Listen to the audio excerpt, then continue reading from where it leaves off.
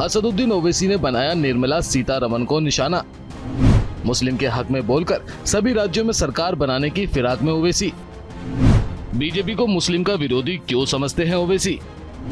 मुस्लिम के हमदर्द कहलाए जाने वाले असदुद्दीन ओवैसी हमेशा अपने बयान से सभी राज्यों में चर्चा में रहते हैं। बीजेपी हो या कांग्रेस या फिर कोई छोटा दल, ओवैसी सभी को अपने बेबाक अंदाज से चुप कराने में माहिर है। कहीं ना कहीं ओवैसी को लगता है कि वो सिर्फ मुस्लिम के हक में बोलकर सभी राज्यों में अपनी सरकार बनाने में कामयाब हो सकते हैं।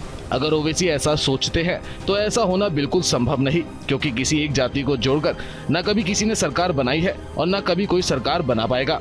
क्योंकि हमारे इस प्यारे देश में सभी जाति के लोग रहते हैं, सभी को एक साथ लेकर चलने से ही पार्टी सरकार बना पाती है। लेकिन ज्यादातर ओवैसी सिर्फ और सिर्फ मुस्लिम के हक में बोलते हुए नजर आते हैं, जिसकी वजह से ओवैसी चर्चा का विषय बन जाते हैं।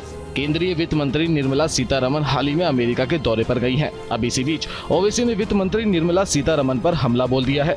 आइए जानते हैं कि ओवैसी के हमला बोलने की वजह क्या है। निर्मला सीतारमण ने कहा कि भारत में मुसलमानों की स्थिति पाकिस्तान में रहने वाले मुसलमानों से बेहतर है। इसको लेकर AIMIM चीफ असदुद्दीन ओवैसी ने उन पर हमला करते हुए कई ट्वीट किए। आइए हम आपको उनके कुछ ट्वीट दिखाते हैं। उन्होंने कहा, विश्व गुरु की वित्त मंत्री के लिए पाकिस्तान बेंचमार्क है।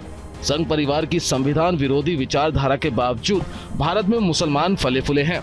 दूसरे ट्वीट में ओवैसी ने कहा, मुसलमान कब तक पाकिस्तान से जुड़े रहेंगे? हम पाकिस्तान के बंधक या शुभंकर नहीं हैं, हम नागरिक हैं। हम गरिमा और न्याय के साथ व्यवहार करना चाहते हैं। ओवैसी यही नहीं रुके, उन्होंने तीसरे ट्वीट में भी लगातार हमला बोलते हुए कहा कि अगर हिंदुओं का एक वर्ग बेहतर जीवन स्तर की मांग करता है तो क्या आप उन्हें चुप रहने के लिए कहेंगे? क्योंकि सोमालिया में अधिकांश लोग बदतर स्थिति में है और सत्ता पक्ष का लोकसभा में एक भी मुस्लिम सांसद नहीं है। ये हानिकारक है, लेकिन बीजेपी इसे सम्मान के तौर पर देखती है।